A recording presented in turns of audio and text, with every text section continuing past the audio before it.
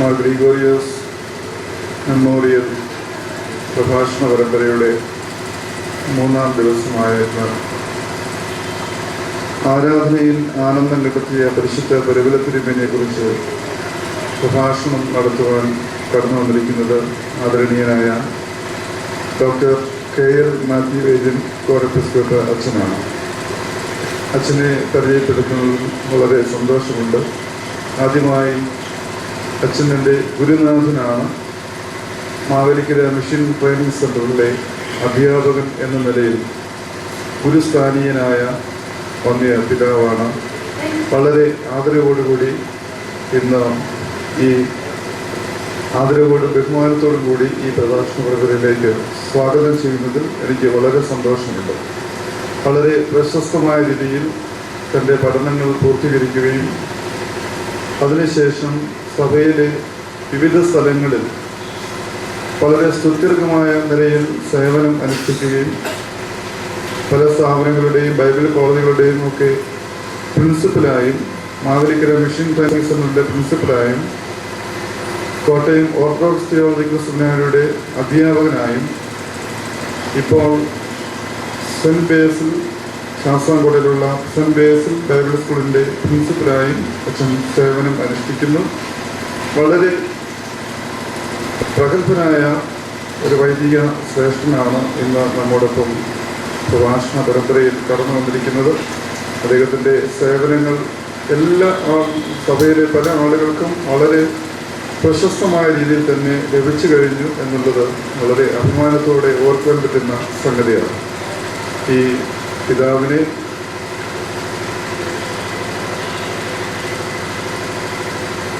ഇവിടെ കടന്നു വന്നിട്ടുള്ള എല്ലാവരുടെയും പേരിൽ വളരെ ആദരവോടുകൂടി ഈ പ്രഭാഷണ പരമ്പരയിലേക്ക് സഹാർദ്ദമായി സ്വാഗതം ചെയ്യുന്നു. പ്രിയ ദൈവത്തിൻ്റെ വലിയ തിരുനാമത്തിന് മഹത്വം ഉണ്ടാകട്ടെ.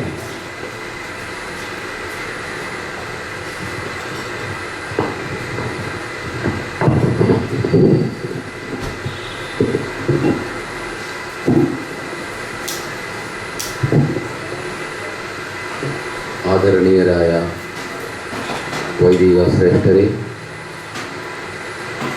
പ്രിയ സഹോദരങ്ങളെ,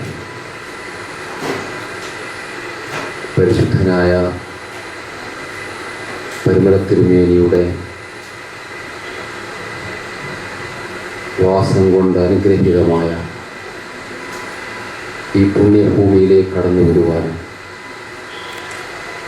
നിങ്ങളുടെ സ്നേഹം നിറഞ്ഞ മുഖങ്ങൾ കാണുവാനും ഒരുമിച്ച് ദൈവികമായ കാര്യങ്ങൾ സംസാരിക്കുവാനും അവസരം ലഭിച്ചതിൽ ദൈവത്തെ മഹത്വപ്പെടുത്തുകയാണ്. പെരുന്നാളുമായി ബന്ധപ്പെട്ട് ഇവിടെ നടക്കുന്ന പ്രഭാഷണ പരമ്പരയിൽ ഇന്നത്തെ ദിവസം ചിന്തിക്കാനുള്ള വിഷയം ആരാധനയിൽ ആനന്ദം കണ്ടെത്തിയ പരിശുദ്ധ പരിമലത്തിരുമേനി എന്ന വിഷയമാണ്.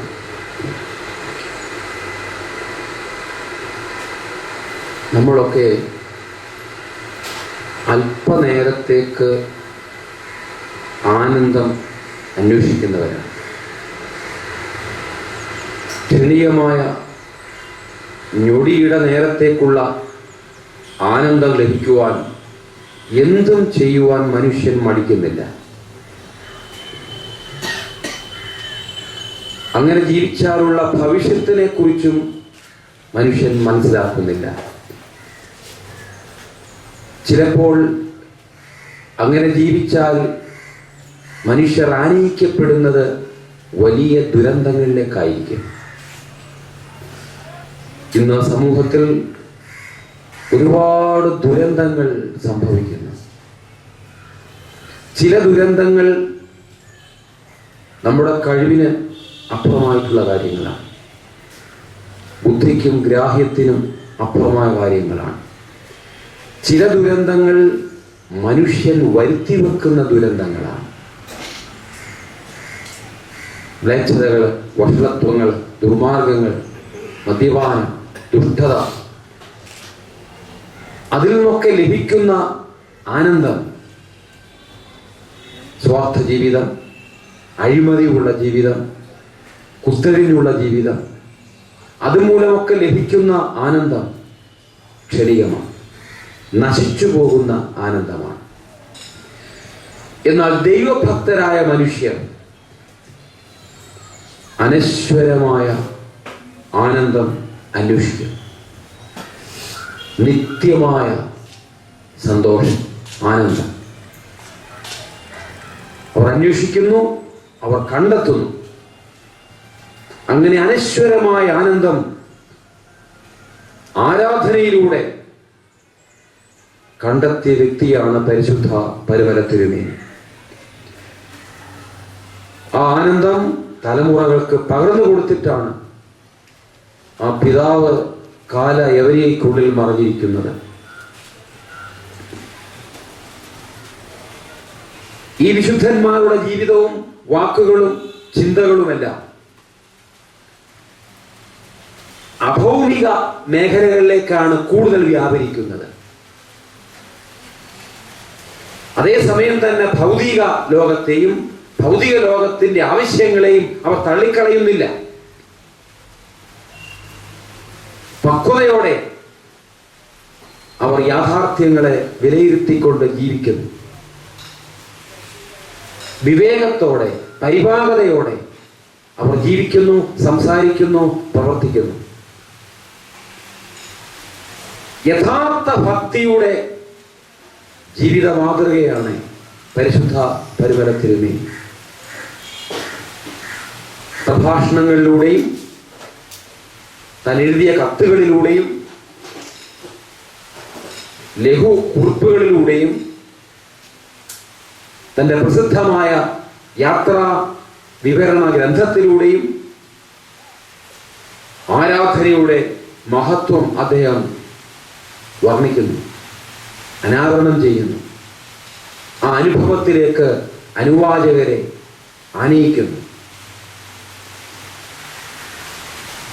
പ്രാർത്ഥനയെക്കുറിച്ച്, ആരാധനയെക്കുറിച്ച് പരിശുദ്ധ പരിമല തിരുമേനിയുടെ ചിന്തകൾ വളരെ ചുരുങ്ങിയ വാക്കുകളിൽ സംക്ഷേപിക്കുന്നത് ഇപ്രകാരമാണ്: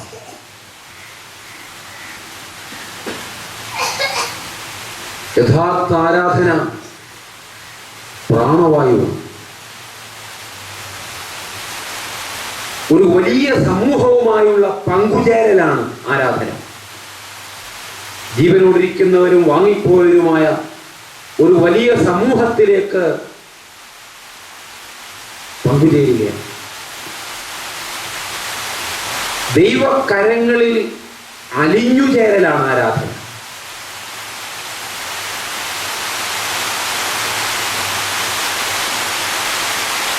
അനുതാപത്തോടെയുള്ള ഏറ്റുപറച്ചിലാണ് ആരാധന. നിരന്തരമായ സ്തുതിപ്പാണ് ആരാധന. നന്മ കൊണ്ട് ശോഭിക്കലാണ് ആരാധന. ശരീരം കൂടെ പങ്കുചേർത്തക്ക രീതിയിൽ നിരന്തരം കുമ്പിട്ട് നമസ്കരിക്കലാണ് ആരാധന. ദൈവീകരണമാണ് ആരാധന.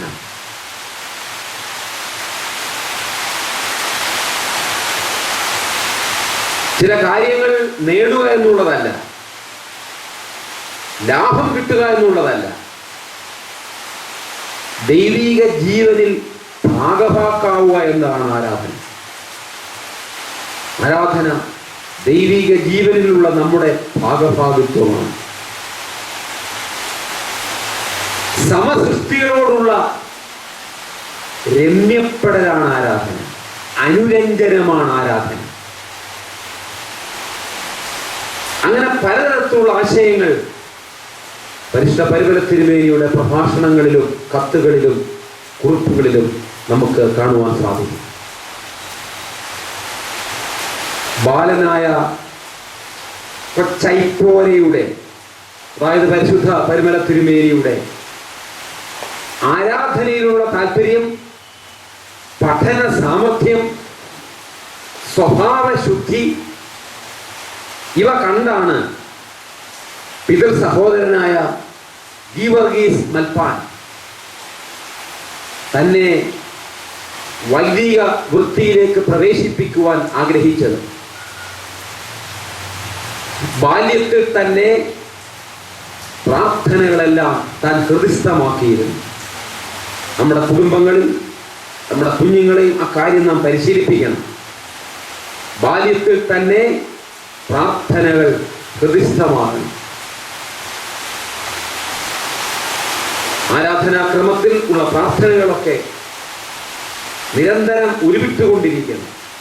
സിമ്പിൾ പ്രയർ, നിരന്തരമായ പ്രാർത്ഥന. കടിച്ചാൽ പൊട്ടാത്ത വേദശാസ്ത്ര വ്യാഖ്യാനങ്ങളൊന്നും പദാവലികളൊന്നും അത് ഉപയോഗിക്കണമെന്നില്ല. ലളിതമായ പദാവലികളിലൂടെ ഹൃദയത്തിൽ നിന്ന് ഹൃദയത്തിലേക്ക് പകരുന്ന അനുഭവമാണ് ആരാധന.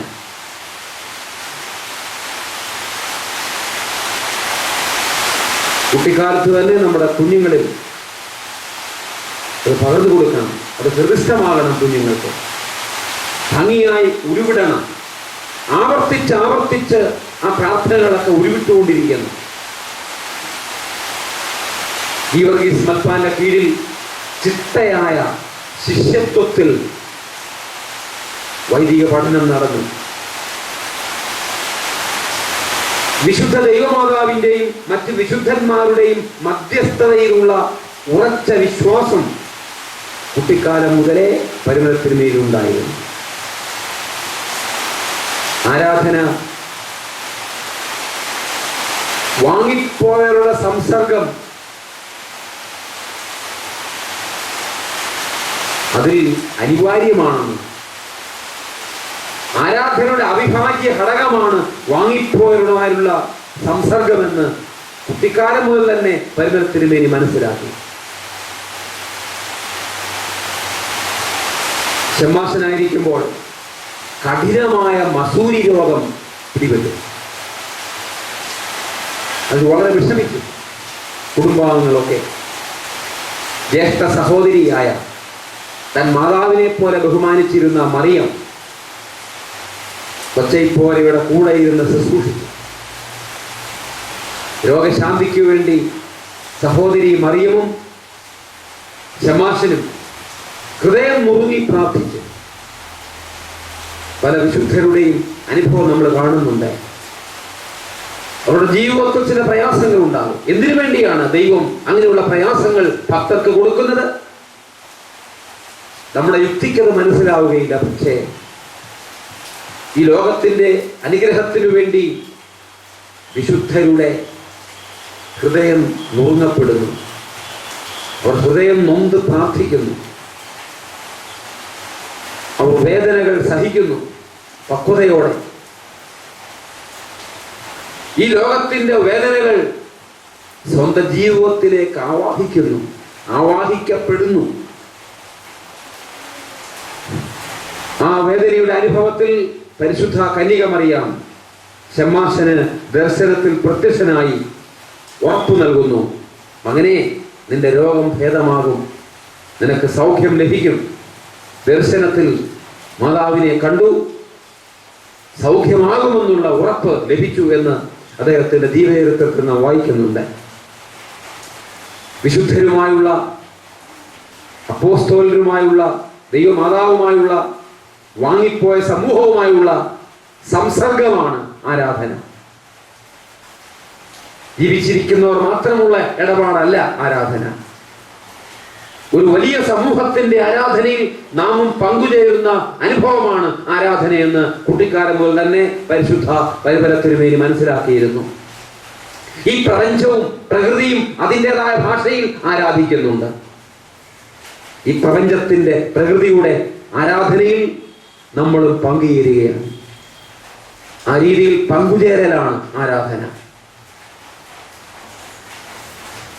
ആരാധനാ വേളകളിൽ പരിശുദ്ധ പരിമല തിരുമേനിയുടെ മുഖം പ്രശോഭിതമാകുമായിരുന്നുവെന്ന് ദൃക്സാക്ഷികൾ പറഞ്ഞിട്ടുണ്ട്. മെത്രാനായ ശേഷം സാധാരണ തിരുമേനിമാർ നൽകുന്ന ആശീർവാദത്തിന്റെ പ്രാർത്ഥനയിൽ അതിന്റെ അവസാന ഭാഗത്ത് തമ്പുരാനെ പെറ്റ അമ്മയുടെ പ്രാർത്ഥനയാൽ തന്നെ എന്ന് പരിമല തിരുമേനി ഉച്ചരിക്കുമ്പോൾ ഒരു പ്രത്യേക ശോഭ ആ മുഖത്ത് ദൃശ്യമാകുന്നത് അനേകർ കണ്ടിട്ടുണ്ട്, കണ്ടറിഞ്ഞിട്ടുണ്ട്, തലമുറകൾക്ക് കൈമാറിയിട്ടുണ്ട്. മുഖം പ്രശോഭിതമാകുമായിരുന്നു ആരാധനയിൽ. മരുമലയിലെ ആ അനുഭവം, തേജസ്കരിക്കപ്പെടുന്ന അനുഭവം, മുഖശോഭയുടെ അനുഭവം പരിമല തിരുമേനിയിലും പല സന്ദർഭങ്ങളിലും ഉണ്ടായിരുന്നുവെന്ന് നാം മനസ്സിലാക്കുന്നു. സുറിയാനി ഭാഷയും ആരാധനാക്രമങ്ങളും വിശ്വാസ സത്യങ്ങളും പൗരസ്ത്യ സഭയുടെ വേദശാസ്ത്രവും പഠിക്കുന്നതിൽ പ്രത്യേക ഉത്സാഹം തിരുമേനി പ്രകടിപ്പിച്ചിരുന്നു. യുവത്വ കാലഘട്ടം മുതൽ തന്നെ ശീമയിൽ നിന്ന് വന്ന യുവാക്കീം കൂറിലോസിന്റെ കീഴിലും പാമ്പാക്കുട കോനാട്ട് ഗീവർഗീസ് വൽപ്പാന്റെ കീഴിലും അഭ്യസിച്ച് ഈ കാര്യങ്ങളിലൊക്കെയും അദ്ദേഹം പ്രാവീണ്യം നേടി. 1848 ജൂൺ 15 ജനിച്ച തിരുമേനിക്ക് 1861 13-ാം വയസ്സിൽ തന്നെ ശംശോനോ, കശീശ, കോർ എപ്പിസ്കോപ്പ എന്നീ സ്ഥാനങ്ങൾ നൽകപ്പെട്ടതായിട്ട് നാം മനസ്സിലാക്കുന്നു. അപ്പൊ ചെറുപ്പകാലത്തിൽ തന്നെ തന്റെ ആരാധനാ ജീവിതത്തിൽ സഭ അനുഗ്രഹങ്ങൾ കൈക്കൊണ്ടു.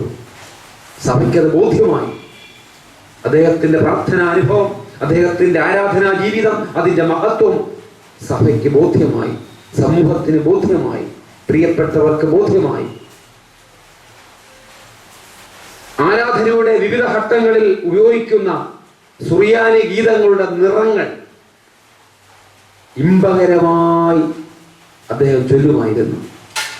ഇമ്പകരമായ ആരാധനയായിരുന്നു അദ്ദേഹത്തിൻ്റെത്.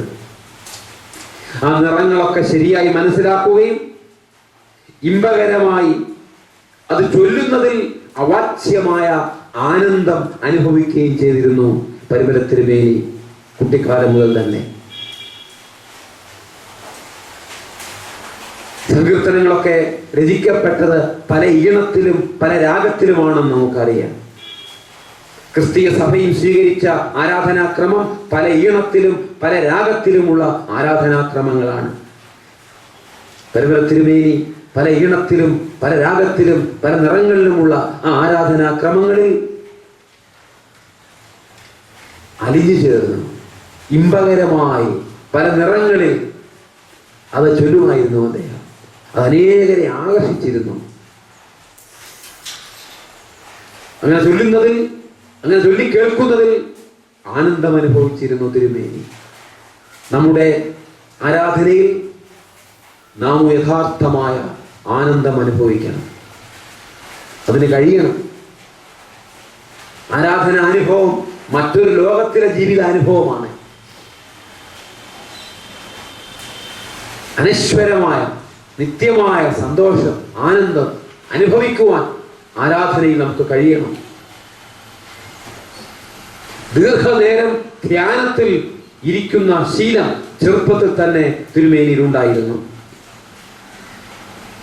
ഏകാന്ത ധ്യാനത്തിനായിട്ട്, കൂടുതൽ സമയം ലഭിക്കുന്നതിനായിട്ട് മുളന്തുരുത്തി പള്ളിമേടയിൽ നിന്ന് വെട്ടിക്കൽ കുരിശുപള്ളിയിലേക്ക് അദ്ദേഹം താമസം മാറ്റിയതായിട്ട് നാം മനസ്സിലാക്കുന്നു. ദീർഘനേരം ധ്യാനത്തിൽ ലയിച്ചിരിക്കുന്നതിൽ തിരുമേനി ആനന്ദം കണ്ടെത്തി. ആ ഭക്തന്റെ പ്രാർത്ഥന മുഖാന്തരം അനവധി ആളുകൾക്ക് രോഗശാന്തി ലഭിച്ചു. വെട്ടിക്കൽ കുരിശുപള്ളിയിൽ, പിന്നീട് ദേറായി പ്രഖ്യാപിക്കപ്പെട്ട വെട്ടിക്കൽ കുരിശുപള്ളിയിൽ അദ്ദേഹം ജീവിക്കുന്ന കാലഘട്ടത്തിൽ അദ്ദേഹത്തിന്റെ പ്രാർത്ഥന മൂലം അനേകർക്ക് സൗഖ്യം ലഭിച്ചു, സമാധാനം ലഭിച്ചു. രോഗസൗഖ്യം ലഭിച്ച അനേകർ ആ കാര്യം സാധിച്ചിട്ടുണ്ട്. അങ്ങനെ ധ്യാനത്തിലൂടെ, തപസ്സിലൂടെ ശക്തി ആർജിച്ചു, രോഗസൗഖ്യം നൽകുവാനുള്ള ശക്തി ആർജിച്ചു പരിമല തിരുമേനി. ഇന്നത്തെ സമൂഹത്തിലും തപസ്സിലൂടെ പ്രശ്നപരിഹാരത്തിൽ നാം ശ്രമിക്കണം. യുദ്ധത്തിലൂടെയല്ല പ്രശ്നങ്ങൾ പരിഹരിക്കപ്പെടുന്നത്, അണുബോംബിലൂടെയല്ല പ്രശ്നങ്ങൾ പരിഹരിക്കപ്പെടുന്നത്, അക്രമത്തിലൂടെയല്ല പ്രശ്നങ്ങൾ പരിഹരിക്കപ്പെടുന്നത്, അടിച്ചമർത്തലിലൂടെയും ചൂഷണത്തിലൂടെയും സ്വാർത്ഥതയിലൂടെയും അല്ല പ്രശ്നങ്ങൾ പരിഹരിക്കപ്പെടുന്നത്, തപസ്സിലൂടെയാണ്. ആ തപസ്സിന്റെ ശക്തി വ്യക്തികളും കുടുംബങ്ങളും ദേശങ്ങളും മനസ്സിലാക്കണം, അനുഭവിച്ചറിയണം. തപസ്സിന്റെ ശക്തി അതാണ് പരിമല തിരുമേനിക്ക് ആധുനിക സമൂഹത്തോട് കൊടുക്കുവാനുള്ള പ്രധാനപ്പെട്ട ഒരു സന്ദേശം. തപസ്സിന്റെ ശക്തി ആർജിക്കണം നാമം. അനേകർ ഈ ഭക്തന്റെ പ്രാർത്ഥനയാൽ അപകടങ്ങളിൽ രക്ഷിക്കപ്പെട്ടതായിട്ട് നാം വായിക്കുന്നുണ്ട്. അനേകർ വെട്ടിക്കൽ ദേറായിൽ നേർച്ച കാഴ്ചകളുമായി സമീപിച്ചിരുന്നുവെന്നും അവരുടെ വിശ്വാസം കൊണ്ടാണ്, സമർപ്പണം കൊണ്ടാണ്, ഈ ഭക്തനിലുള്ള വിശ്വാസം കൊണ്ട്, വിശ്വാസ്യത കൊണ്ട്, ഒരു ദൈവ മനുഷ്യൻ എന്നുള്ള അവരുടെ ജീവിതാനുഭവം കൊണ്ടാണ് അനേകർ നേർച്ച കാഴ്ചകളുമായി ആ സിദ്ധന്റെ അടുക്കിലേക്ക് വന്നുകൊണ്ടിരുന്നത്. എവിടെ ദൈവ മനുഷ്യരുണ്ടോ, എവിടെ പ്രാർത്ഥനാനുഭവം ഉണ്ടോ, ജനങ്ങൾ ആകർഷിക്കപ്പെടും. ആരും ഒന്നും ചോദിക്കണ്ട, നമ്മുടെ ആവശ്യങ്ങൾ ആരോടും പറയണ്ട, അത് നിറവേറ്റിക്കൊള്ളും, അതെല്ലാം നടന്നുകൊള്ളും. നമ്മുടെ പ്രാർത്ഥനാനുഭവം, നമ്മുടെ വിശ്വാസ്യത, ദൈവ മനുഷ്യൻ എന്നുള്ളതാണ് ഏറ്റവും വലിയ ഡിഗ്രി. ഒരു മനുഷ്യന് ലഭിക്കാവുന്ന ഏറ്റവും വലിയ ഡിഗ്രി, ബിരുദം, ഈ അക്കാഡമിക് ബിരുദങ്ങളൊന്നുമല്ല, ദൈവ മനുഷ്യൻ എന്നുള്ള ബിരുദമാണ്. പരിമല തിരുമേനിക്ക് ആ ദൈവ മനുഷ്യൻ എന്നുള്ള ബിരുദം ലഭിച്ചു.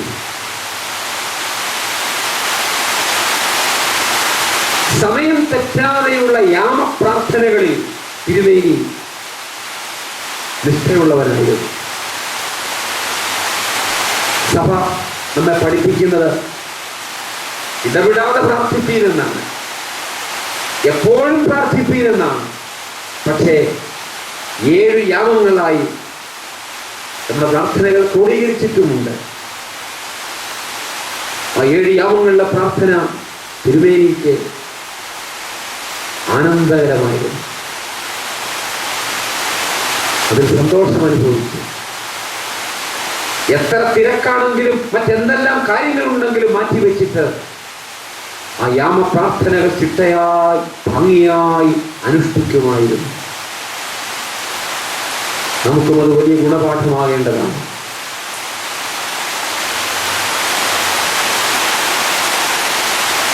നമ്മുടെ കുടുംബങ്ങളിൽ 7 നേരങ്ങളിലുള്ള യാമപ്രാർത്ഥനകൾ ഒരുപക്ഷെ പ്രായോഗികമല്ലാത്തത് കൊണ്ടായിരിക്കാം 2 നേരമായിട്ടെങ്കിലും, ഏറ്റവും കുറഞ്ഞത് 2 നേരമായിട്ടെങ്കിലും നിർവഹിക്കണമെന്ന് സഭ പഠിപ്പിക്കുന്നത്. പ്രഭാത പ്രാർത്ഥനയും സന്ധ്യാപ്രാർത്ഥനയും ഇടപെടാതെ നാം പ്രാർത്ഥിക്കണം. നിരന്തരം ദൈവ സംസർഗത്തിൽ ജീവിക്കണം. ഈ യാമങ്ങളുടെ പ്രാർത്ഥനയ്ക്കും നാം മുടക്കം വരുത്തരുത്.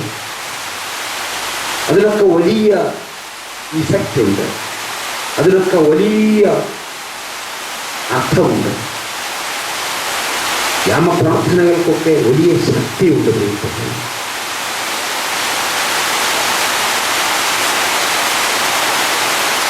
പരിമലയിൽ നാം പ്രാർത്ഥിക്കുമ്പോൾ ഈ ഭൂമിയുടെ മുഖം കൂടുതൽ മനോഹരമാവുകയും, അന്റാർട്ടിക്കയിൽ നിന്ന് പ്രാർത്ഥിക്കുമ്പോൾ ഭൂമിയുടെ വിവിധ മൂലകളിലും അതിൻ്റെ അനുരണനം ഉണ്ടാകും. ഭൂമിയുടെ പല ഭാഗങ്ങളിൽ നിന്ന് നാം യാമപ്രാർത്ഥന നിർവഹിക്കുമ്പോൾ ഇടവിടാതെ പ്രാർത്ഥിക്കുക എന്നുള്ളത് അർത്ഥവത്തായി തീരുകയാണ്. നിരന്തരം പ്രാർത്ഥിക്കുക, ഇടവിടാതെ പ്രാർത്ഥിക്കുക എന്നുള്ള സന്ദേശം അർത്ഥവത്തായി തീരുന്നത് ഭൂമിയുടെ പല ഭാഗങ്ങളിൽ മനുഷ്യർ വ്യക്തികളായും കുടുംബങ്ങളായും സമൂഹങ്ങളായും ഇടവകകളായും പ്രസ്ഥാനങ്ങളായും യാമപ്രാർത്ഥനകൾ നിർവഹിക്കുമ്പോഴാണ്.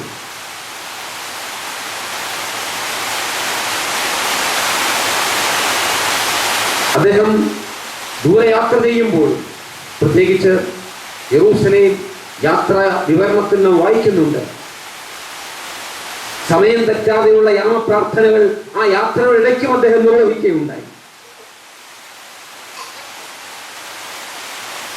ബോംബെയിൽ വെച്ചും അദ്ദേഹം കപ്പലിറങ്ങിയ സ്ഥലങ്ങളിൽ വെച്ചും യാമപ്രാർത്ഥനയുടെ സമയത്തൊക്കെ അദ്ദേഹം യാമപ്രാർത്ഥന നിർവഹിക്കുമായിരുന്നു.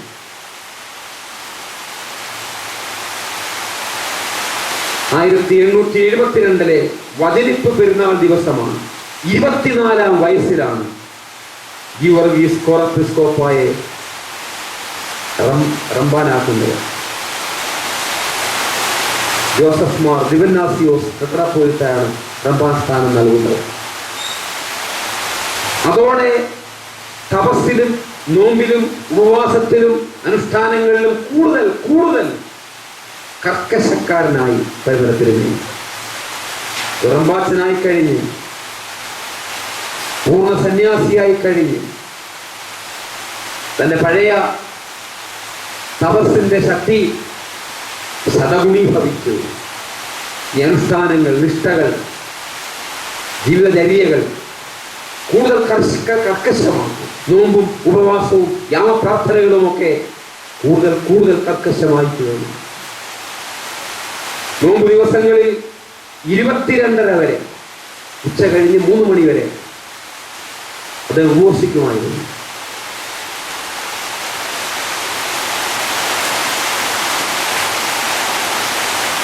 പറയാറുണ്ട്, തന്റെ ശരീരത്തെ നിയന്ത്രിക്കുവാനായിട്ട് അദ്ദേഹം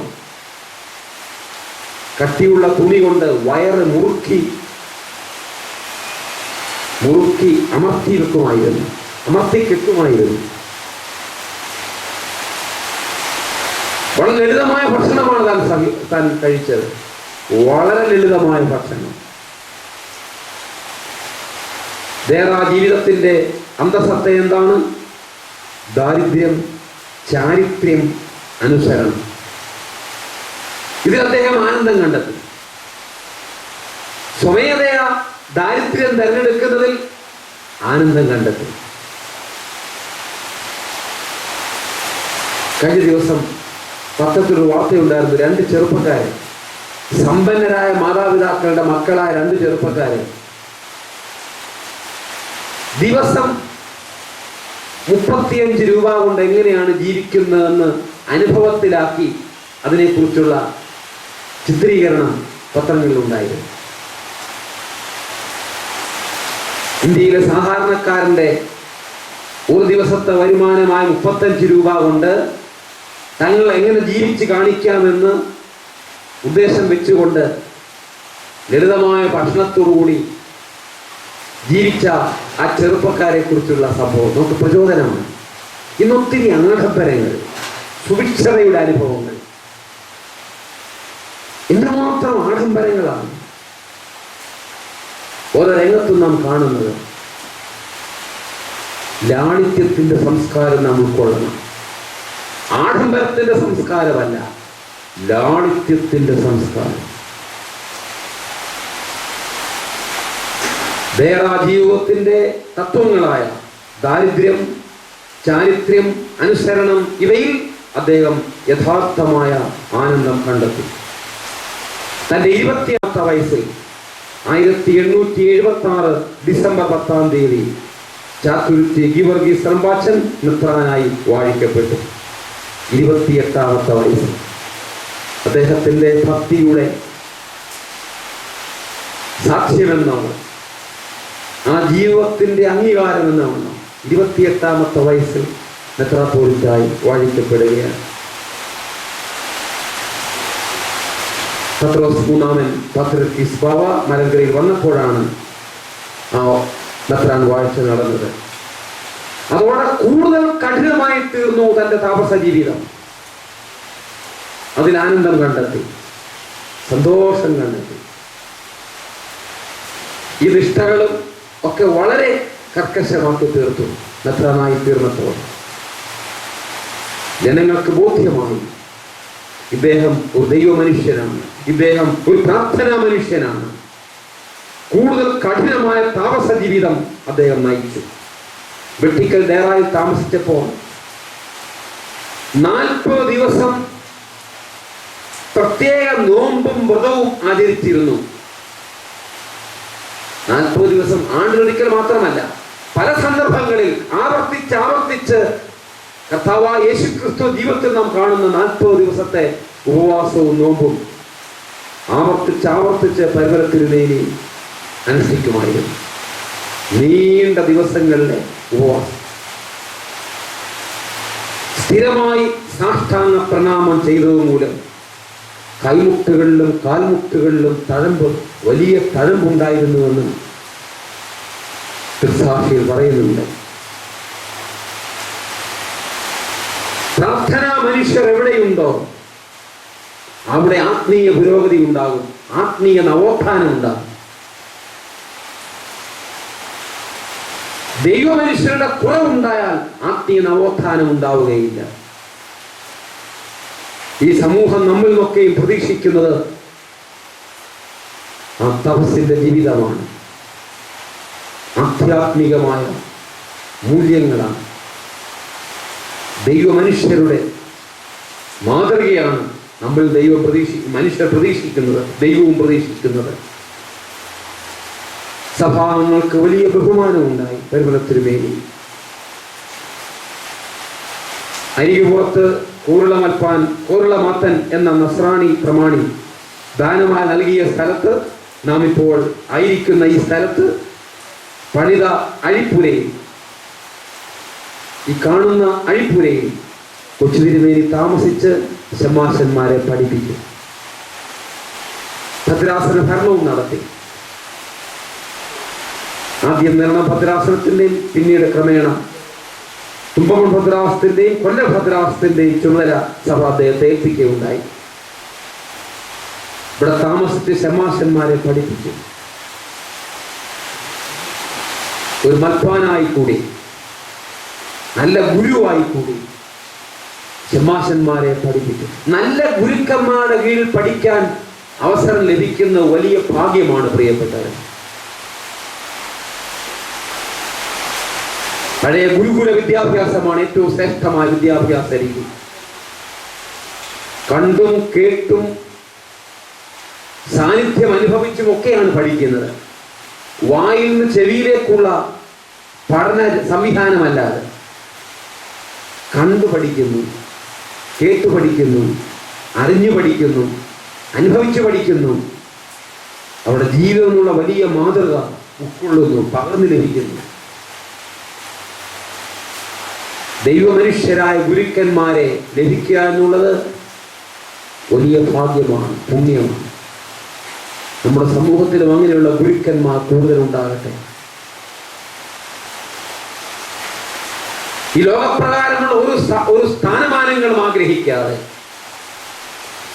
ഭൗതികമായ ഒരു നേട്ടവും ആഗ്രഹിക്കാതെ, മനുഷ്യന്റെ പുകഴ്ച ആഗ്രഹിക്കാതെ, പ്രസിദ്ധി ആഗ്രഹിക്കാതെ,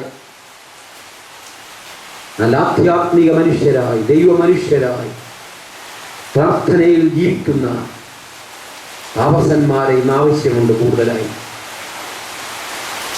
നല്ല ഗുരുക്കന്മാരെ ഇന്ന് കൂടുതലായി സഭയ്ക്കും സമൂഹത്തിനും ആവശ്യമുണ്ട്. ഇവിടെ താമസിച്ചുകൊണ്ട് ശമാശന്മാരെ പഠിപ്പിക്കുന്ന കാലഘട്ടത്തിൽ തിരുമേനിയുടെ ദിനചര്യ, ഓരോ ദിവസത്തെയും ചര്യ എങ്ങനെയായിരുന്നു?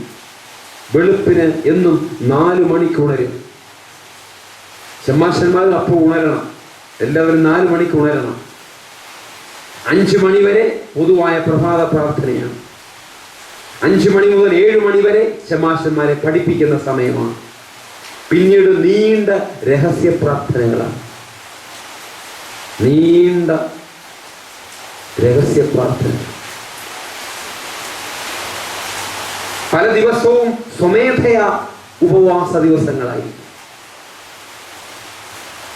സഭയുടെ കാനൂനിക നോമ്പുകൾ നമുക്ക് അത്യാവശ്യമാണ്. അതോടൊപ്പം തന്നെ സ്വമേധയാ നോമ്പുകളും നമുക്ക് ആചരിക്കാം. പല ദിവസങ്ങളും അദ്ദേഹം സ്വമേധയാ ഉപവസിക്കുമായിരുന്നു, നോമ്പ് നോക്കുമായിരുന്നു.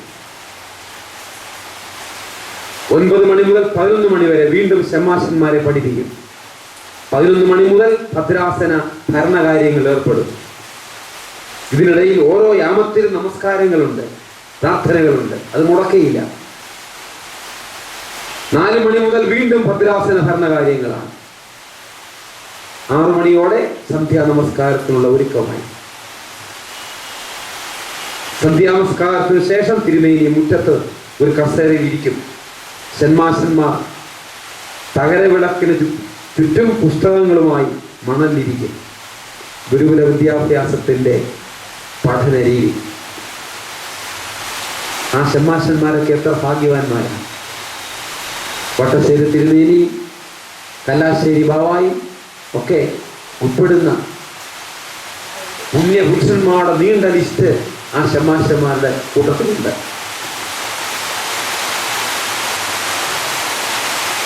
തിരുമേനി മുറ്റത്ത് കസേരയിരിക്കും, ഷന്മാശന്മാർ ചുറ്റുമിരിക്കും.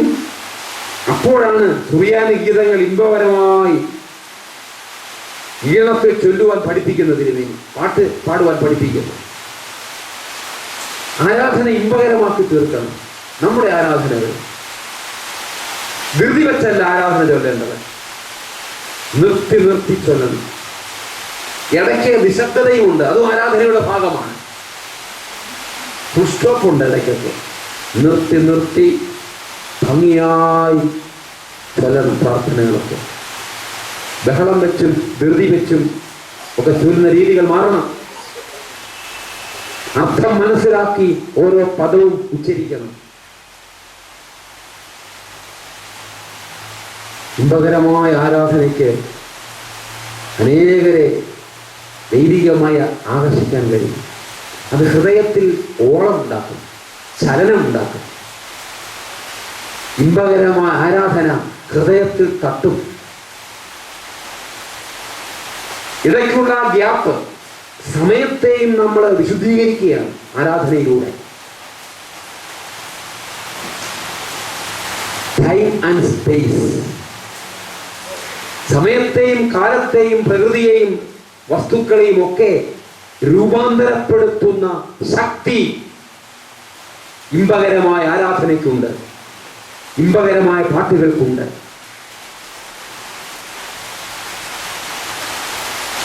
ഗീതങ്ങളൊക്കെ ഇമ്പകരമായി ചൊല്ലി പഠിപ്പിക്കും ശമാശന്മാര്. ഉഴപ്പന്മാർക്ക് ചൂരല് കൊണ്ട് അടിയും കിട്ടും. തങ്ങളുടെ ചുമതലകൾ പരാജയപ്പെടുന്നവരെ ശിക്ഷിക്കണം. മനുഷ്യന്റെ ശിക്ഷയും ആവശ്യമാണ്. ഉഴപ്പന്മാരെ ശിക്ഷിക്കണം. പൽവൽ തിരുമേനി ഉഴപ്പന്മാർക്ക് ചൂരല് കൊണ്ട് നല്ല അടി കൊടുക്കുമായിരുന്നു. ഓരോ സ്ഥാനത്തൊക്കെ ആക്കി വെക്കുന്നവർ തങ്ങളുടെ ചുമതലകൾ ഭംഗിയായി നിർവഹിച്ചില്ലെങ്കിൽ അവർ ശിക്ഷ അർഹിക്കുന്നുണ്ട്. വലിയ ഉത്തരവാദിത്വമാണ് സഭ ഓരോരുത്തരെയും ഏൽപ്പിക്കുന്നത്, ഓരോ സ്ഥാനങ്ങളിലായിട്ട്. ആ കാര്യങ്ങൾ വീഴ്ച വരുത്തുന്നത് ദൈവം ക്ഷമിക്കുകയില്ല. വിശ്വസ്തരായിരിക്കണം ദൈവത്തോടും മനുഷ്യരോടും സഭയോടും.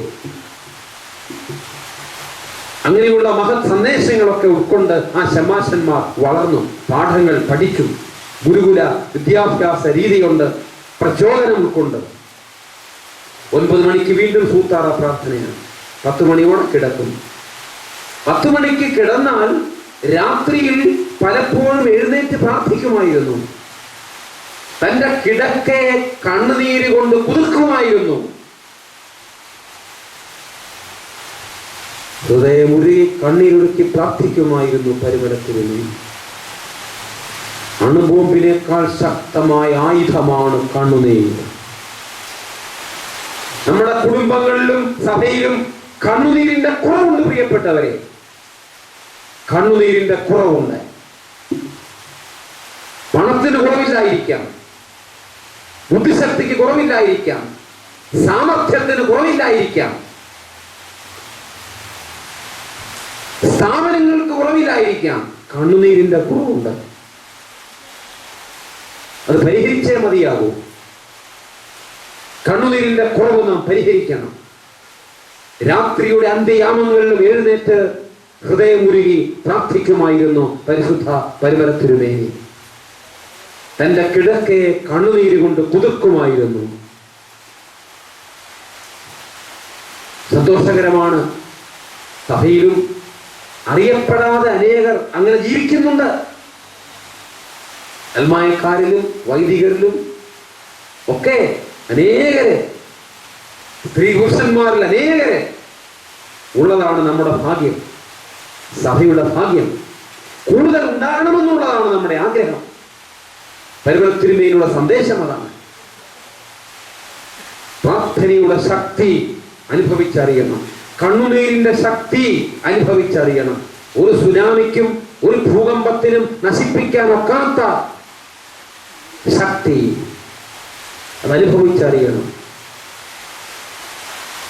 തായ്ലൻഡിൽ മഴയാണെങ്കിൽ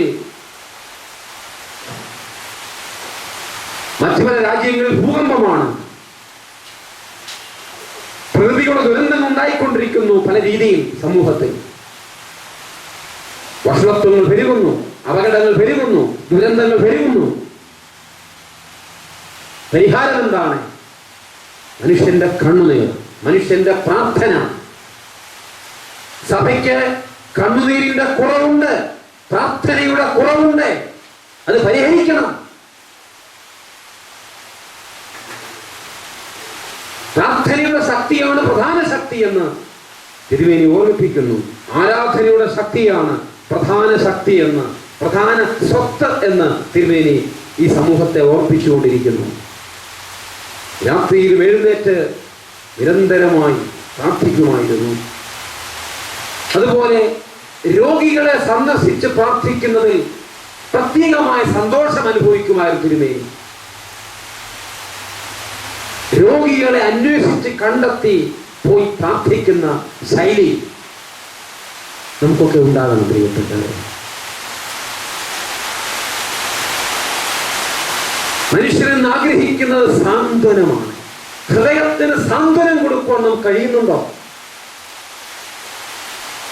ഏതെല്ലാം പ്രശ്നങ്ങളുമായി വലയുന്ന സമൂഹമാണ്, എന്തെല്ലാം പ്രശ്നങ്ങൾ, പ്രയാസങ്ങൾ. ഹൃദയത്തിന് സാന്ത്വനം നൽകണം, ആശ്വാസം നൽകണം. സാന്നിധ്യം കൊണ്ട്, വാക്കുകൾ കൊണ്ട്, ആരാധനയുടെ കൂട്ടായ്മ കൊണ്ടാണ് ശക്തി പകർന്നു കൊടുക്കേണ്ടത്. പ്രാർത്ഥനയുടെ, ആരാധനയുടെ കൂട്ടായ്മയിലൂടെ ഈ അഭൗമികമായ ശക്തി നമുക്ക് പകർന്നു ലഭിക്കുന്നു. ആ ശക്തി പരിമല തിരുമേനി പകർന്നു കൊടുത്തു. ഇന്നും അത് പകർന്നു ലഭിച്ചുകൊണ്ടിരിക്കുന്നു. നമുക്ക് നമ്മുടെ സാന്നിധ്യവും അങ്ങനെ പകർന്നു കൊടുക്കുന്ന സാന്നിധ്യമാകണം. തുമ്പമൺ പ്രദേശത്ത് 1065 മലയാള വർഷം മസൂരി പറന്നു പിടിച്ചപ്പോൾ തിരുമേനി അവിടെ പോയി രോഗികളെ സന്ദർശിച്ച് പ്രാർത്ഥിച്ചു, വേണ്ട ശുശ്രൂഷകൾ നൽകി.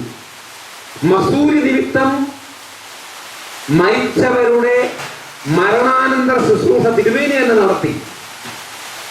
അങ്ങനെ തീരാവ്യാധി ഉണ്ടായപ്പോൾ ഓടിമാറുകയല്ല, തിരുമേനി അവിടെ താമസിച്ചു. അതുകൊണ്ട് തുമ്പമൺകാർക്ക് ഇന്നും വലിയ ഭക്തി തിരുമേനിയോടുണ്ട്.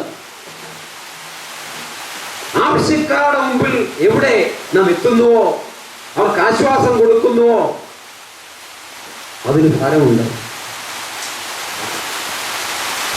മസൂരി പറന്നു പിടിച്ചപ്പോൾ തിരുമേനി ഓടിയെത്തി, ഭവനങ്ങൾ സന്ദർശിച്ചു, പ്രാർത്ഥിച്ചു. അനേകര് മരണപ്പെട്ടു, അവരൊക്കെ തിരുമേനി തന്നെ അടക്കി. വ്യാധികൾ പിടിപെടുന്ന ദേശത്തെത്തി ആശ്വാസം കൊടുക്കുന്ന അനുഭവം. ഇന്ന് സാമൂഹിക മണ്ഡലങ്ങളിൽ ആവശ്യക്കാരെ തേടിപ്പോകുന്ന സഭയാണ് ആവശ്യപ്പെടുന്നത് ലോകം, സമൂഹം. പ്രയാസങ്ങൾ അനുഭവിക്കുന്നവരെ തേടിച്ചെന്ന് ആശ്വാസം കൊടുക്കുന്ന ശൈലി. പ്രസിദ്ധി കിട്ടാനോ പത്രമാധ്യമങ്ങൾ പരസ്യം ലഭിക്കാനോ ഒന്നുമല്ല ഇങ്ങനെ ചെയ്യേണ്ടത്. സ്വാർത്ഥ താല്പര്യങ്ങൾ വെച്ച് ചെയ്യുന്ന സേവനങ്ങൾ സേവനമല്ല, ബിസിനസ്സാണ്. മസൂരി മൂലം പ്രയാസപ്പെട്ടെടുക്കൽ തിരുമേനി പോയത് സ്വാർത്ഥാല്പര്യം വെച്ചല്ല,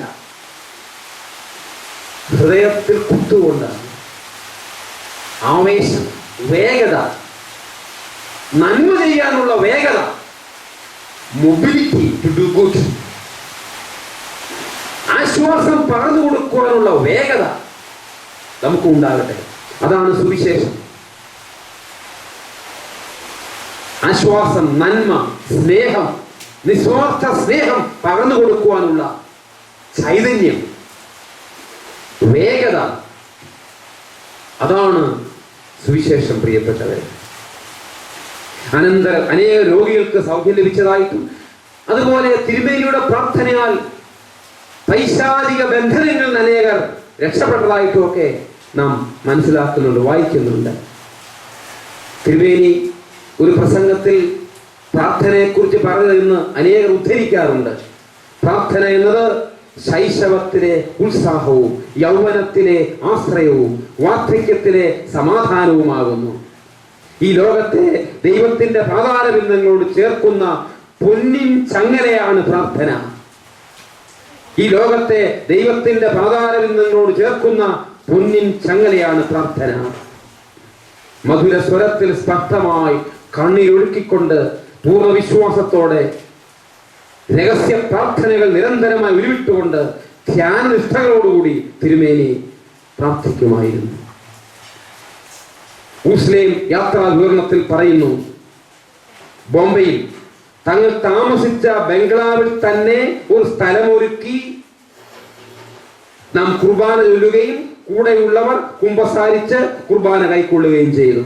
ആ യാത്രയുടെ ഇടയിലും കുമ്പസാരിച്ച് കുർബാന അനുഭവിക്കുന്ന കാര്യത്തിൽ അവരെല്ലാം വളരെ ബദ്ധശ്രദ്ധരായിരുന്നു. പതിവായി കുമ്പസാരിച്ച് വിശുദ്ധ കുർബാന ഭക്തിയോടെ അനുഭവിക്കുന്ന ശീലം സഭാംഗങ്ങൾ വർദ്ധിപ്പിക്കണം. എല്ലാ മാറാനായ പെരുന്നാളുകളിലും നിർബന്ധമായി തിരുമേനി കുർബാന അർപ്പിക്കുമായിരുന്നു. യെരൂശലേം യാത്രാ മധ്യേയും സൗകര്യങ്ങൾ കണ്ടെത്തി മാർച്ച് 25-ാം തീയതി വതിരിപ്പ് പെരുന്നാൾ ദിവസം അതുപോലെ മറ്റു ദിവസങ്ങളിലും തിരുമേനി കുർബാന അർപ്പിച്ചതിനെ കുറിച്ചൊക്കെ ആ യാത്രാ വിവരണത്തിൽ നമുക്ക് വായിക്കാൻ സാധിക്കും. എപ്പോഴും ഒരു ദേവാലയത്തിൽ പ്രവേശിച്ചാൽ ലുത്തിനിയ പ്രാർത്ഥന നിർവഹിക്കുന്ന പതിവ് തിരുമേനിക്ക് നിർബന്ധമായിരുന്നു. വളരെ ആത്മാർത്ഥമായി ആകർഷണീയമായി ഹൃദയത്തിന്റെ ഭാഷയിൽ ആ പ്രാർത്ഥനകളൊക്കെ തിരുമേനി പൂർത്തീകരിക്കുമായിരുന്നു. സഭയുടെ ആരാധന അനുഷ്ഠാനങ്ങളിൽ അതീവ താല്പര്യത്തോടെ തിരുമേനി ഉറ്റിരുന്നു, നേതൃത്വം കൊടുത്തു. ദീപം കത്തിച്ച് പ്രാർത്ഥിക്കുക, ധൂപാർപ്പണം ചെയ്ത് പ്രാർത്ഥിക്കുക, കുമ്പിട്ട് നമസ്കരിക്കുക, കുരിശ് തുടങ്ങിയ പ്രതീകങ്ങൾ ഉപയോഗിച്ച് പ്രാർത്ഥിക്കുക, നേർച്ച കാഴ്ചകളും വഴിപാടുകളും അർപ്പിച്ച് പ്രാർത്ഥിക്കുക, കുരിശ് വഹിച്ചുകൊണ്ട് പ്രദക്ഷിണങ്ങൾ നിർവഹിക്കുക. ഇങ്ങനെയുള്ള ആരാധനാ സംവിധാനങ്ങളിൽ തിരുമേനി നിഷ്ഠ പുലർത്തിയിരുന്നു. അതിലൊക്കെ തിരുമേനി ആനന്ദം കണ്ടെത്തിയിരുന്നു. ഈ അനുഷ്ഠാനങ്ങളിലൂടെ തിരുമേനി അനശ്വരമായ ആനന്ദം കണ്ടെത്തി. നമുക്കും സഭയുടെ ആരാധനയിൽ അനുഷ്ഠാനങ്ങളിൽ യഥാർത്ഥമായ ആനന്ദം, അവാച്യമായ ആനന്ദം അനുഭവിക്കുവാൻ കഴിയണം. തന്റെ ഊസ്ലേം യാത്രയെക്കുറിച്ച് മടങ്ങി വന്ന് പരിമലപ്പള്ളിയിൽ നടത്തിയ പ്രസംഗത്തിൽ, പ്രസിദ്ധമായ ആ പ്രസംഗത്തിൽ പ്രാർത്ഥന അനുഭവത്തെക്കുറിച്ച് പരിമല തിരുമേനി പറഞ്ഞ 1-2 വാചകങ്ങൾ പറഞ്ഞ് ഈ പ്രഭാഷണം ഇവിടെ അവസാനിപ്പിക്കുകയാണ്. പരിമല തിരുമേനി ഇപ്രകാരം പറഞ്ഞു ആ പ്രഭാഷണത്തിൽ: അവിടെ ഓരോ പുണ്യ സ്ഥലങ്ങളിലും ഞങ്ങൾ പ്രാർത്ഥിച്ചപ്പോൾ ഞങ്ങൾക്കുണ്ടായ മനസ്സിളക്കവും പാപവിചാരവും അനുതാപവും ഭക്തിയും ഞങ്ങളുടെ ആയുസ്സിൽ ഒരിക്കലും അനുഭവിച്ചിട്ടില്ലാത്ത മാതിരിയായിരുന്നു. ഞങ്ങളുടെ മനസ്സ് ദൈവത്തിൽ ലയിച്ചതുപോലെ തോന്നി. മനസ്സും ശരീരവും ചിന്തകളും ജീവിതവും എല്ലാം ദൈവത്തിൽ ലയിക്കുന്ന അനുഭവമാണ് ആരാധന എന്ന തിരുമേനിയുടെ അനുസ്മരിപ്പിക്കുന്നു. അവിടെ നിന്നും എഴുന്നേൽക്കാതെ പ്രാർത്ഥിച്ചുകൊണ്ട് കിടന്നാലോ എന്ന് തോന്നി. നമ്മുടെ മനസ്സെന്താ, എങ്ങനെയെങ്കിലും പെട്ടെന്ന് തീരണ നമ്മുടെ ചിന്ത അല്ലെ? ഈ പ്രാർത്ഥനയെ തുടർന്നിരുന്നെങ്കിൽ, ഇങ്ങനെ തുടർന്ന് നിരന്തരം പ്രാർത്ഥിക്കാൻ കഴിയുന്നെങ്കിൽ എന്നത് തനിക്ക് തോന്നി എന്ന് പരിമല തിരുമേനി പറയുകയാണ്. കർത്താവിന്റെ കുരിശുമരണവും കഷ്ടാനുഭവവും തന്റെ പരമവേദനകളും ഞങ്ങൾ കണ്ണുകൊണ്ട് കണ്ടതുപോലെ തോന്നിയെന്ന് തിരുമേനി പ്രഭാഷണമധ്യേ പറയുകയുണ്ടായി. അദ്ദേഹത്തിന്റെ സ്വകാര്യ കത്തുകളിൽ ഊന്നിപ്പറയുന്ന ഒരു കാര്യമാണ്, നമ്മുടെ കുഞ്ഞുങ്ങളെ നമസ്കാരങ്ങളൊക്കെ പഠിപ്പിക്കണം. നമ്മുടെ കുഞ്ഞുങ്ങളെ വേദപുസ്തകം പഠിപ്പിക്കണം, നമസ്കാരം പഠിപ്പിക്കണം, വിശ്വാസ പാഠങ്ങൾ പഠിപ്പിക്കണം. അതൊക്കെ ഭംഗിയായി നിർവഹിക്കുവാൻ നമ്മുടെ വിശ്വാസി സമൂഹത്തിന് കഴിയട്ടെ എന്ന് പ്രാർത്ഥിച്ചുകൊണ്ട് ഇവിടെ നടക്കുന്ന പ്രഭാഷണ പരമ്പരയിലൂടെ അനേകർക്ക് ആത്മീയ പ്രചോദനം ലഭിക്കട്ടെ എന്ന് ആശംസിച്ചുകൊണ്ട് പ്രാർത്ഥിച്ചുകൊണ്ട് എൻ്റെ എളിയ വചനങ്ങൾ ഉപസംഹരിക്കുന്നു. ദൈവം തമ്പുരാൻ എല്ലാവരെയും വാഴ്ത്തി അനുഗ്രഹിക്കട്ടെ. പരിശുദ്ധ പരിമല തിരുമേനിയുടെ മധ്യസ്ഥത പ്രാർത്ഥന നമുക്കെല്ലാവർക്കും കോട്ടയായിരിക്കട്ടെ.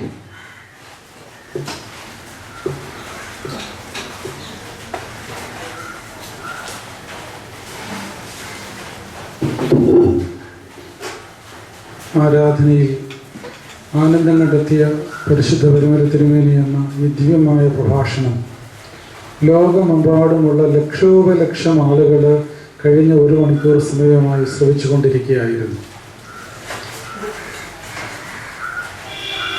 പരിമല തിരുമേനിയുടെ ജനനം മുതൽ അദ്ദേഹത്തിൻ്റെ ജീവിതാന്ത്യം വരെ ആരാധനയിൽ അദ്ദേഹം അനുഭവിച്ച പരമാനന്ദം ഏറ്റവും ആദരണീയനായ അങ്ങനായ മാത്യു വൈദികർ എപ്പിസ്കോപ്പാച്ചൻ ഹൃദ്യമായ ഭാഷയിൽ നമുക്ക് വിവരിച്ചു തരുമ്പോൾ മഹാപരിശുദ്ധനായ പരിമല തിരുമേനി ഒരു വലിയ മഹാത്ഭുതമായി നമ്മുടെ മുമ്പിൽ വീണ്ടും തെളിഞ്ഞു വരികയാണ്.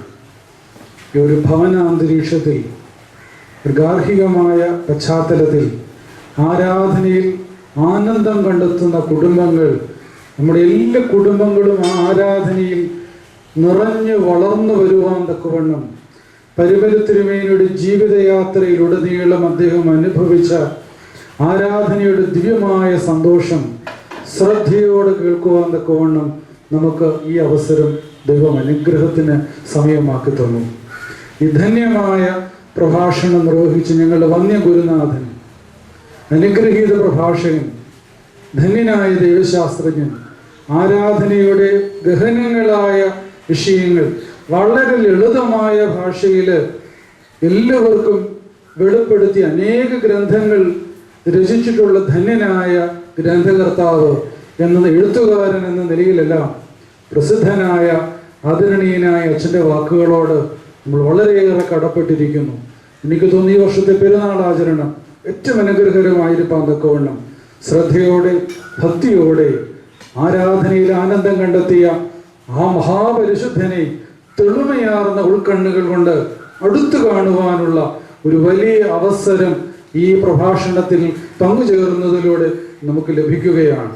ഈ ധന്യമായി വിരുന്നൊരുക്കിയ വന്യ എപ്പിസ്കോപ്പാച്ചനോടുള്ള നന്ദിയും ആദരവും സ്നേഹവും പരിമല സെമിനാരി കുടുംബത്തിനു വേണ്ടി ഈ അവസരത്തിൽ അറിയിച്ചു കൊള്ളട്ടെ. ദൈവം നമ്മെ അനുഗ്രഹിക്കട്ടെ.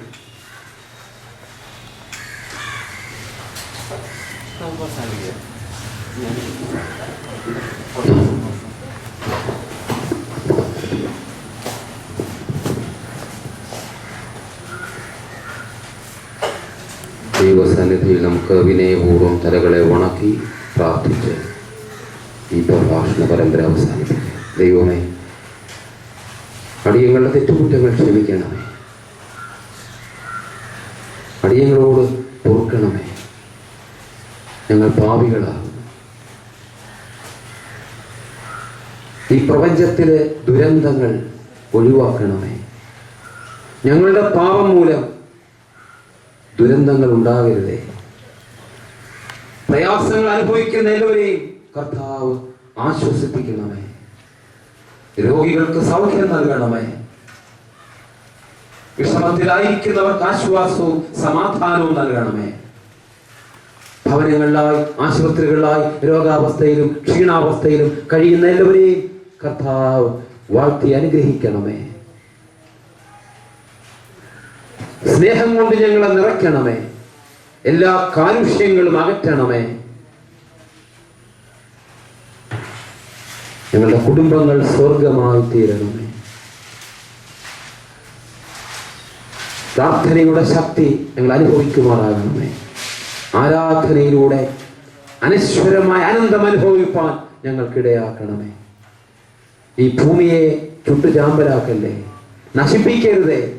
കലഹങ്ങൾ ശമിക്കണമേ, യുദ്ധങ്ങൾ നീങ്ങിപ്പോകണമേ, ഭൂകമ്പങ്ങൾ മാറണമേ, ദുഷിപ്പുകൾ, പാപങ്ങൾ, ദുർമാർഗങ്ങൾ, മ്ലേച്ഛതകൾ നീങ്ങണമേ. ശാന്തിയും സമാധാനവും ഭൂമിയിൽ വസിക്കണമേ. ഞങ്ങളുടെ പ്രാർത്ഥനകളും അപേക്ഷകളും കൃപയോടെ കൈക്കൊള്ളുമാറാകണമേ. ആമേൻ. പിതൃപുത്ര പരിശുദ്ധാത്മാവാം ദൈവത്തിന്റെ വാഴ്വുകളും കൃപകളും അനുഗ്രഹങ്ങളും നാം എല്ലാവരുടെ മേലും, നമ്മുടെ കുടുംബങ്ങളുടെ മേലും, നമ്മുടെ കുഞ്ഞുങ്ങളുടെ മേലും, രോഗത്തിലും ഭാരത്തിലും ഞെരുക്കത്തിലും പ്രയാസങ്ങളുമായിരിക്കുന്ന എല്ലാവരുടെ മേലും, ദൂരസ്ഥലങ്ങളിലായിരിക്കുന്ന എല്ലാവരുടെ മേലും, ഈ വർഷത്തെ പെരുന്നാൾ ആഘോഷങ്ങളുടെ മേലും ഇന്നും എന്നേക്കും ഉണ്ടായിരിക്കുമാറാകട്ടെ. ആമേൻ.